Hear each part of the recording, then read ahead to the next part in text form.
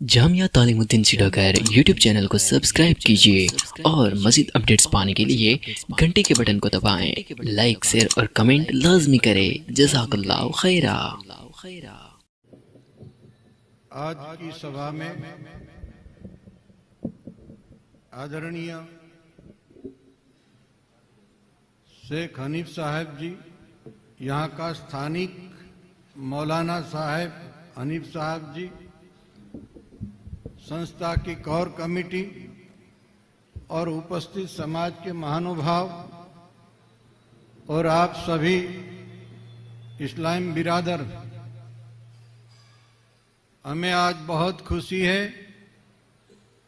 कि जो दंपति निकाह पढ़ रहे हैं उन्हीं के लिए हम शुभकामना करते हैं। उनका जीवन अच्छा जाए, हिल मिल के रहे, उनके माँ बाप की इज्जत करें, समाज की इज्जत करें और वो लोग अपने अपने मजहब में भी पारंगत रहें और राष्ट्र भावना में मशहूर बने। यहाँ के स्थानिक जो मौलाना हनीफ साहब है वो आप लोगों सभी के सहयोग से बहुत अच्छा काम कर रहे हैं। इनकी हमें बहुत खुशी है कि ये एकता की भावना से सभी के प्रति सद्भावना रखकर समाज को कैसे फायदा हो, समाज में एजुकेशन आगे कैसे बढ़े, समाज के रिवाज में कैसे बदलाव आए, जो शादी विवाहों में जो खर्च होता है वो कम करके समूह में लाकर वो बच्चों की पढ़ाई कैसे आगे बने, रोजगार कैसे आगे बढ़े। हम चाहते हैं कि हर मजहब के जो धर्मगुरु हो या मौलाना हो उनके पास एक दृष्टि होनी चाहिए कि मेरी आबादी जो है वो प्रगति के पंथ पे जाए। तो हमें ऐसे मौलाना साहब की विचारधारा से हमें लगता है कि एकता जो है बनी रहेगी पूरी भारतवर्ष में। जब भी हम लोग इस मुल्क में आए हैं और ये मुल्क हमारा है और हम लोग जो है त्रिरंगा का जो है आदर करते हैं।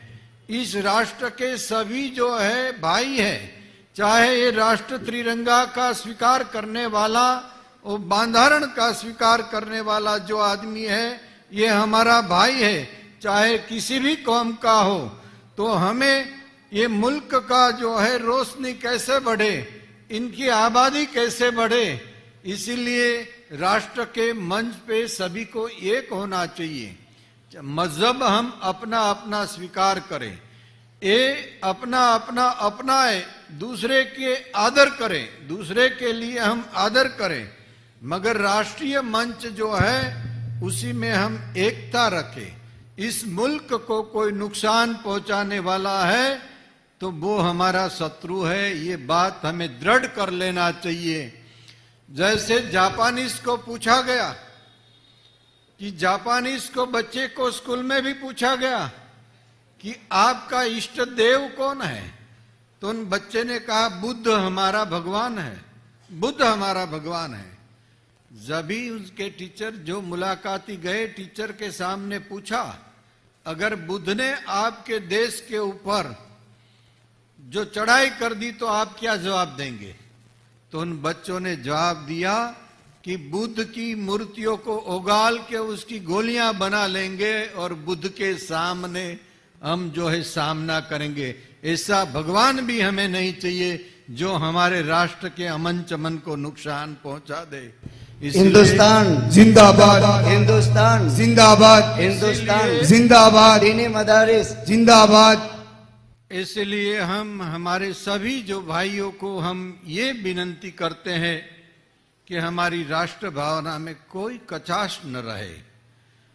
हम विश्व के लोगों के साथ, दुनिया की हर कंट्री के साथ मिल मिल के चले।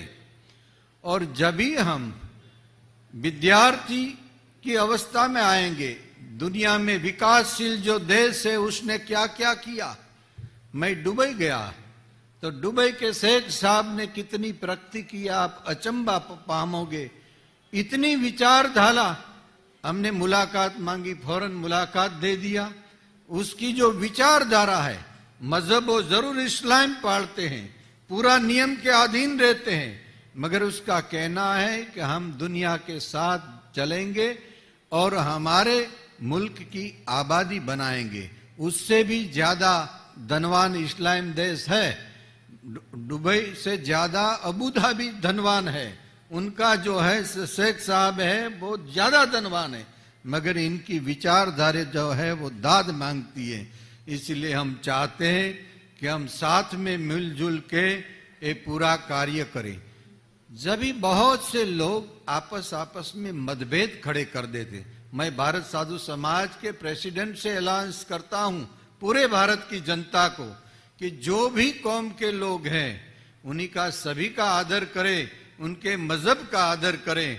हाँ, हम जरूर ऐसी अपेक्षा रखें कि ये राष्ट्र भावना में हम लोग जुड़ के चले, कहीं भी खलेल न पहुंचाए, इन्हीं का एक पत्ते को नुकसान पहुंचाए तो ये समझना चाहिए कि हमारी संपत्ति है, उनको ये नुकसान पहुंचाने वाले हैं। आप ये देखिए कि इस समय में कार्य करना जरूरी है, मगर किस प्रकार से कार्य करना ये बहुत जरूरी है। कार्य करना इतना ही काफी नहीं है, किस प्रकार से हम लोगों को कार्य करना चाहिए ये बात बहुत जरूरी। मैंने 56 साल की उम्र में मैनेजमेंट कोर्स किया, किस तरह से मैनेजमेंट किया जाए, एक साथ हजारों संस्था का कारोबार कैसे किया जाए। तो ये समझदारी से काम लेंगे तो बहुत आसानी से हम लोग जो है कार्य करेंगे। और इस्लाम का एक बहुत बड़ा महिमा पूरे विश्व में है। कितने उनने महापुरुष दिए, कितने 3 पैगंबर साहब दिए और राबिया जैसी महान नारी शक्ति दी। इससे प्रेरणा ले सकते हैं उसके उदाहरण से कि जब ही इसकी ढाकन, ज्यादा बात नहीं करूंगा, मगर उसके ढाकन खोलकर जब ही वो जिसके साथ रहती थी वो मालिक जो था, उन्हें शराब के नशे में उसका ढांचन जो है खोला कि ढांचन में नकुचा इस तरह से कैसे, ऐसा क्यों नहीं होता। जब बड़ी परेशान हुई और सुबह 5 बजे बेहोशी में से जब बाहर आई तो नमाज का समय हो गया था। तभी वो नमाज करके अल्लाह से कह रही थी, हे मेरे मालिक, मेरा जो मालिक आका जो है उसको माफ कर देना, ऐसा खराब आदमी नहीं है, उसने शराब पी लिया था इसीलिए गुनाह किया, तेरे दरबार पे आए तो तुम उसको माफ कर देना। आप ये तो सोचिए कितनी शक्ति। उसी ने सोचा, उनका मालिक भी शराब, आका भी नशे में से मुक्त हो गया था। उसी वक्त उसने सोचा ये महान संत ही ये बंदगी कर सकता है, मैंने अपकार किया, मेरे पे उपकार कर रही हैं। इसने उसी वक्त फरमान कर दिया कि आप हमारे लिए आदरणीय हो, मेरी माता जिस तरह से रहती, मेरी बहन रहती, इस तरह से आप मेरे टेंट में अलग व्यवस्था रहेगी, आप हर हमेशा नियम से नमाज पढ़ती रहिए, हम आपका आदर करते रहेंगे। उनके मित्र मंडल भी उसको मिलने लगे और बाद में ये महान विभूति बन गई, दुनिया को बहुत अच्छा संदेशा दिया। हर मजहब की एक गिरिमा होती, हर मजहब की एक गिरिमा होती। ये नहीं होता तो हम लोग आज क्यों मोहम्मद साहब को याद करें। मोहम्मद साहब की कितनी ऊंचाई, हमने तो सुना था किसी साहित्यकारों से कि जब भी वो जा रहे थे मक्का यात्रा पे तो उसी वक्त उनकी माता ने बोला था कि बेटा झूठ नहीं बोलना। और लुटारा लोग जो है बीच में लूटने आए तो मोहम्मद साहब को लूटे और जो कबीला साथ में थे उसको लूटे, बोले झूठ नहीं बोलना, जो हो निकाल के दे दो। थोड़े दूर चले गए, मोहम्मद साहब को याद आया कि मेरे जूते में जो है दिनांक है, मैं कैसे झूठ बोल सकता। वापिस जाकर उनसे कहा, देखिए इसमें से निकाल लीजिए, इसमें दिनांक रखा है मेरी माता ने। लुटारों ने ये सोचकर बोला ये महान विभूति है, इनको तो नहीं लूटा जाए, उनके साथ संगाती है उसको भी नहीं लूटा जाए, उसका धन संपत्ति वापिस दे दो, ये सच्चा हजी है। इसीलिए उसका लुटारों ने भी आदर किया। तो कहने का तात्पर्य जो महापुरुष हुआ उनकी एक ताकत होती, उनकी एक छाया होती, उनको लाखों लोग जो है उन्हीं का अनुचरण करते हैं। कई लोग समझ के अभाव से एक दूसरों की टीका टिप्पणी करने लग जाते हैं, पॉइजन ओकने लग जाते हैं। ये मुल्क के लिए अच्छा नहीं, जन समुदाय के लिए ये अच्छा नहीं। आप ये देखिए कि आगा खान जी, वो जो है बोरा ज्ञाति है, इस्लाम बिरादर, कितनी विचारधारा अच्छी कि जिनने काफी कंट्रियों में काम किया। उनने एक कहा कि जिस देश में रहते उसको वफादार रहिए, जिस देश में रहते उस देश में वफादार रहिए। उसने एजुकेशन की व्यवस्था की अपनी कौम के लिए, उनने मकाने बनाए निराधार लोगों के लिए, उनने व्यवस्था की। अरे आप देखिए मांगरोल की ओर भी कितना काम जो है आगा खान की ओर हो रहा है। कहने का तात्पर्य, जिसने भी अच्छा काम किया उनसे सीखना चाहिए कि हम अच्छी बात कहाँ से प्राप्त कर लें। मैंने उन ट्रस्ट के लोगों को भी मेरे ट्रस्ट में सलाहकार रखे जिनने उसको सलाह दिया। हमने सोचा कि एक आदमी में सभी गुण नहीं होता, इसलिए दूसरे लोगों की सलाह लेकर भी हमें काम करना चाहिए। मैं जहां जो है विद्यालय चलाता उसमें किसी भी जाति का भेद नहीं। 32 लड़के जो है इस्लाम बिरादर पढ़ के वहां से गए। वो नमाज भी पढ़ सकता है, वो अपनी भावना जो है उसको किसी को ठेस न पहुंचे। हरिजन समाज को भी रखते हैं, छूताछूत की भेद रेखा नहीं रखते हैं।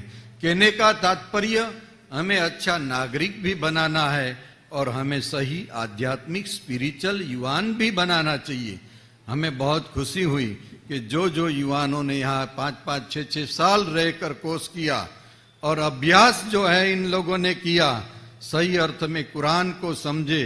वास्तविक में जो कुरान की अगर जो कलमे हैं और कुरान का नियम है, इन्हीं के अनुसार प्रचार प्रसारण करेंगे, देश में शांति बनी रहेगी, इसमें कोई शंका नहीं। तो ये इनको भी धन्यवाद है। और जो बच्चों ने टूके समय के अंदर जो है कुरान कंठस्थ किया, उन बच्चे को भी धन्यवाद। कहने का तात्पर्य, इस युग के अंदर किस प्रकार से काम करना ये बहुत जरूरी है। जापान में अणु बम गिराए गए, वहां की परिस्थिति बहुत खतरनाक हुई।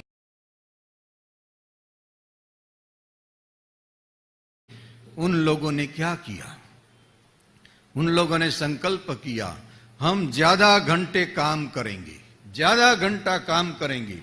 और किसी बाबत में शिकायत हो, हड़ताल करते थे तो वो लोग मौन रखकर काली पट्टी लगा देते थे और 1 घंटा ज्यादा काम करते थे।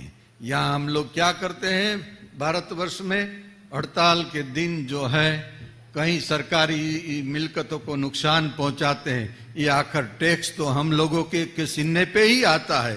ये बहुत गलत नियम है। तो जापानीज ने वापिस जापान खड़ा कर दिया। शेख साहब घूमते हो दुनिया में, उसको पता होगा कि विकसित राष्ट्र जिसको कहा जाए ऐसे कितने लोग हैं। और उन्हीं की स्वच्छता देखिए, उनका एजुकेशन देखिए, उनका टाइम टेबल देखिए, उनका कॉल करार कमिटमेंट है कितना है। मैं 21 देश के साथ जुड़ा हुआ हूं। वो लोग विकसित राष्ट्र के लोग हमसे कहेंगे कि इतने बजे हम कॉल करेंगे, इतने बजे अवश्य कॉल आएगा उसका। तो कमिटमेंट है और उसका कार्य भी इतना क्वालिटी देते हैं। मैं ये कहता हूं कि हमें स्पिरिचुअल जीवन भी जीना चाहिए। मतलब कि आध्यात्मिक जीवन, मतलब कि हमें ईश्वर परायण, अल्लाह के अधीन, सारी संपत्ति उसकी है। आपको ये मर्म बताता हूं कि हिंदू समाज में भी वेद को महत्व दिया जाता है। यजुर्वेद, अर्थवेद, ऋग्वेद और सामवेद 4 वेद है प्राचीन। और उन वेदों में निराकार उपासना है, साकार उपासना नहीं है। हिंदू का जो मूल ग्रंथ है वो निराकार है। 5,500 साल के बाद पुराण की रचना रची गई। वेद व्यास जी नाम के ऋषि आए, उसने मूर्ति पूजा की शुरुआत किया। ऐसे जैसे इस्लाम में निराकार है। और ये जो लोग जो कब्र पूजते हैं, ये कब्र की प्रथा बाद में आई। अल्लाह एक, अल्लाह जो है एक है, यही सूत्र है। तो कहने का तात्पर्य, ये दोनों में ये चीज आ गई। कहने का तात्पर्य तो इस विषय पे हम ज्यादा नहीं चाहते, मगर सारी सृष्टि का मालिक एक है। आपको मैं ये बात बताता हूं कि मेरी और हनीफ साहब की, शेख साहब की पार्टनरी है। मैं दावा के साथ कहता हूं कि हम जब से पैदा हुए तभी से पार्टनरी। आपको दिखाता हूं प्रूफ करके। कोई कहे कि हम पहली बार मिले हैं तो पार्टनरशिप कैसे हुई? मैं ये कहता हूं, मैं जिससे हवा लेता हूं उन्हीं में से साहब हवा लेते हैं, शेख साहब के दूसरी जगह से लेते हैं, आप भी उसी में से लेते हो। जिस पृथ्वी पे हम पांव रखते उस पृथ्वी पे सब लोग पांव रखते हैं। इसी तरह से हम जो पानी की व्यवस्था मालिक करता है वो हमारे सबके लिए व्यवस्था करता है कि नहीं करता है? तो इसी तरह से हम 5 प्रकार की पार्टनरशिप, उसको साइंस भी ठुकरा नहीं सकता, आज का विज्ञान भी नहीं ठुकरा सकता। 5 तत्व का ये पिंड बना है जिसमें पानी है, पृथ्वी है, अग्नि है, जल है और वायु है, मतलब आकाश है। आकाश तत्व है, पानी एक ही बात है, जल पानी। तो 5 तत्व का पिंड है। इसी में हर देश का उत्तर ध्रुव से दक्षिण ध्रुव तलक का आदमी एक है। और बहुत गलत अर्थ कभी करते हैं लोग। देखिए, सभी के लिए समान है। आप 2 दिन के लिए 3 दिन जागिए, चौथे दिन आप सो जाओगे, जिस जगह है वहां सो जाएंगे। और उत्तर ध्रुव में रहने वाला आदमी भी भोजन करेगा, चाहे शाकाहारी हो, चाहे किसी भी फलाहारी हो या किसी प्रकार का आहार लेता हो, नींद आती है। नेचुरल क्रिया एक समान है। नेचुरल क्रिया जो है एक समान है। तो हम कहते हैं कि जो परम तत्व सुप्रीम पावर है, जिसको संबोधन करने के लिए शब्द भी नहीं है, इसको संबोधन करने के लिए शब्द भी नहीं है, ऐसा जो तत्व है वो नेचुरल के माध्यम से, प्रकृति से माध्यम से काम करते हैं। आप ये सोचिए कि हमारी माता, आपकी माता रसोई बनाती होगी, बहन बेटियां रसोई बनाती होगी, आटा पीसती होगी, ये आटा बनाकर रोटी खिलाती है, थक जाती है, कहते दिन भर मैं परिवार की सेवा करती हूं। और देखिए, ये आटा जो आज हम खाने वाले हैं, जो चीज साग सब्जी कुछ भी, उसकी तैयारी 6 महीने पहले, 12 महीना पहले अल्लाह ने और नेचुरल ने मिलके किया। देखिए, दाड़म का दाना कैसा पैकिंग में आता है, अखरोट कैसे आता, मूंगफली कैसे आती, मग कैसे पैकिंग में आता है, हर चीज। जैसे आईएस मार्का वाली कंपनी भी नहीं करके देती है, इस तरह से वो हमारे लिए बेचते हैं। हम इसको कैसे भूले? ये सारा परिवार हमारा जो है, हम उसकी फैमिली है। एक दिन रात को 2:30 बजे मैं चंद्रमा के प्रकाश में घूम रहा था, तो उसी वक्त केल के पेड़ था, उनमें से एक सड़ा हुआ जो है केला नीचे गिरा। केला नीचे गिरा तो मेरे मन में सोच आई कि केला निष्फल गया, सड़ गया और नीचे गिरा, काम न आया, पैदा हुआ काम न आया। जब ये सोच मेरे अंदर आई तो अंदर से आवाज मेरे अंदर आई, अरे सोच, तू तो फकीर है, तेरे अंदर ये समझ नहीं है। अगर तू खाए तो सक्सेस केला, अगर तेरी जात वाला कोई मनुष्य खाए तो सक्सेस। ये केला पंछी ने खाया, सड़ा और नीचे गिरेगा, कितना कीटक खाएगा, सब मेरा फैमिली है, इसीलिए मैं उसकी व्यवस्था कर रहा हूं, इसकी व्यवस्था कर रहा हूं। जल के जीव की व्यवस्था करता है, सुभान अल्लाह। पंछी की व्यवस्था करता है, जल के जीव की व्यवस्था करता है, छोटे कीटक की व्यवस्था करती है। कबीर साहब ने कहा कि कीड़ी के पांव में बजे पायल, वो सुनत है साहब, साहब वो भी हिसाब रखता है और अंधेरे में भी हिसाब रखता है। आप देखिए, आपके शरीर के ऊपर कोई चीज देखना हो तो आप चश्मा, हम लोग चढ़ाते हैं, बड़ी उम्र वाले चश्मा चढ़ाते हैं, तभी दिखाई पड़ता है।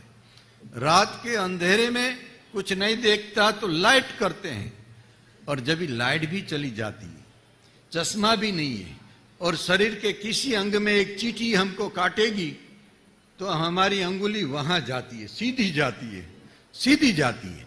ये क्या कहता है कि मेरी बॉडी पे मेरा पूरा कंट्रोल है।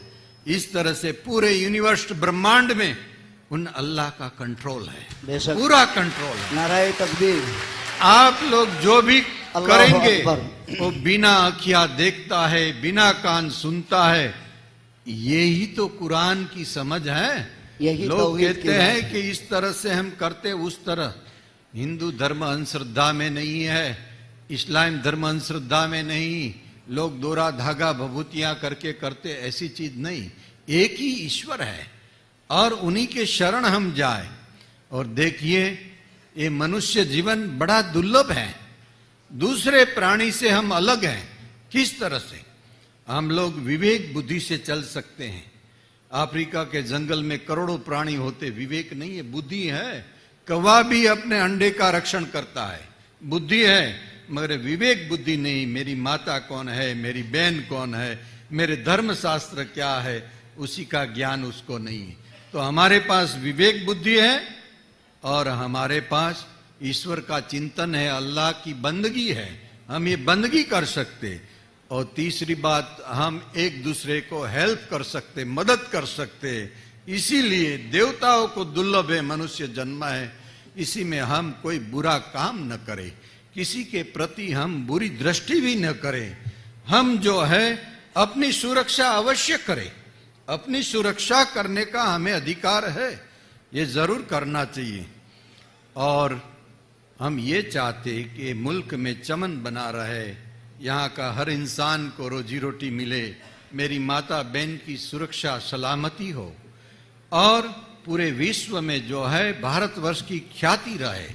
यहाँ एक तरफ मस्जिद हो, एक तरफ घंटनाद होता हो, एक तरफ इस्लाम एक जो है इन्हीं का यूनिट हो, एक तरफ जो है गिरजाघर हो, एक तरफ गुरुद्वार हो।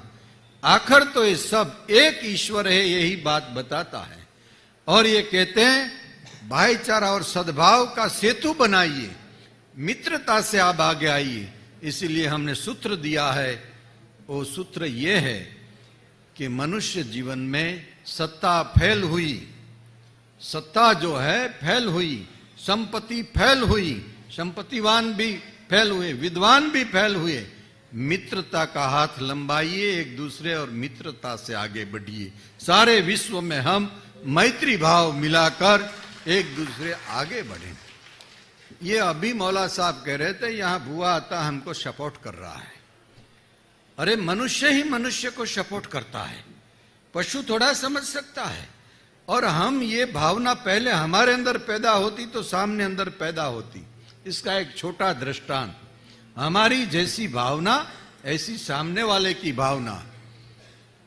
एक बड़ी उम्र की माँ थी, जंगल के रास्ते से गुजर रही थी और साथ में अपनी लड़की थी, लड़के का एक बेटा भी था।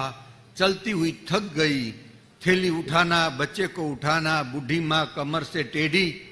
ऊंट वाला एक निकला, ऊंट वाले को बताया, बेटा ये मेरी बेटी को उठा के ले जा, उसी में बिठा दे, उसकी थैली ले ले और उनके बच्चे को लेकर ये बाहर जाकर जंगल के बाहर छोड़ देना, जहां शहर आता है वहां सिटी में छोड़ देना।